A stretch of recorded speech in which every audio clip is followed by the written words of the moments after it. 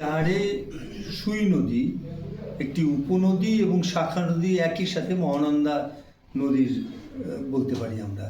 তো এরকমভাবে প্রাকৃতিক প্রকৃতি তৈরি করে দিয়েছে আমাদের এত বড় সুবিধা যে এই নদীটাকে যদি ব্যবহার করতে পারি এবং তার দুদিকটাও যদি পাড়টাকে যদি বাঁধিয়ে দিতে পারি, আমরা এই জায়গাটাকে রাস্তা হিসাবে একটা লম্বা 29 কিলোমিটারের রাস্তা খরস্রোতাতে যা শুরু হবে সেই সবে ঘৃততলাতে, এই যে বিশাল 29 কিলোমিটার তা একটা জলাধার হতে পারে যেখানে অন্তত বছরে কয়েক কোটি টাকার মাছ ধরা যেতে পারে, মাছের ব্যবস্থা হয়ে যাবে, বহু মানুষের কর্মসংস্থান হবে, লোকেরা পর্যটকরা বেড়াতে আসতে পারবে এবং দুদিকটাকে ছোট ছোট ব্রিজ দিয়ে, বড় ব্রিজ না ছোট ব্রিজ দিয়ে সুই নদীর এইটা করা সম্ভব। 50 ফুটের বেশি চওড়া না, কোনো জায়গা একটু বেশি, কোনো জায়গায় একটু কম, এই হচ্ছে সুই। আর লম্বাই ওটা 29 কিলোমিটার লম্বা। তো এই প্রজেক্ট হয়েছিল এবং আমরা যেটা করবার চেষ্টা করেছিলাম যে বন্যা প্রতিরোধেও একটা ব্যবস্থা।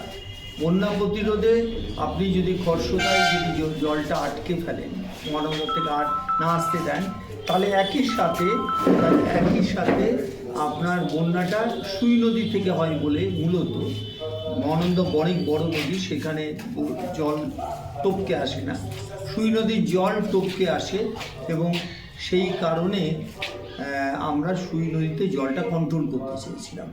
দুর্ভাগ্য আমাদের যে এই কাজটা শুরু হয়েছিল ঘৃততলায়, 2 কিলোমিটার খনন কার্য হয়ে গেছিল, তারপর এটা বন্ধ হয়ে গেছে। আমাদের সরকার পাল্টে গেছে, এটা পাল্টে গেছে এবং অনেকগুলি ছোট ছোট ব্রিজ আমাদের পরিকল্পনার মধ্যে ছিল। আমি তখন ক্ষুদ্র সেচের মন্ত্রী ছিলাম।